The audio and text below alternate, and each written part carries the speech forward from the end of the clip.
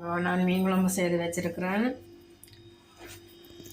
வணக்கம் சூப்பரான மீன் குழம்பு. அதுக்கப்புறம் வெண்டிக்காய் பொரிச்சினேன் எண்ணெயில். வெங்காயம், உப்பு, மிளகுத்தூள், மஞ்சள்தூள், மற்ற கடலைமா கொஞ்சம் போட்டு எண்ணெயில் பொரிச்சினேன். மற்ற பீட்ரூட் கறி, மற்ற கீரை, அடுத்த முட்டை, வெள்ளை முட்டை.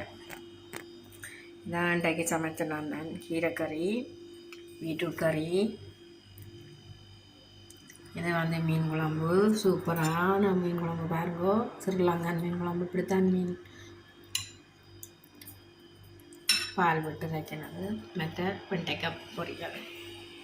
அவ்வளோ சூப்பராக. நீங்களும் சமைச்சு சாப்பிட்டு பாருங்க, சூப்பராக இருக்கும்.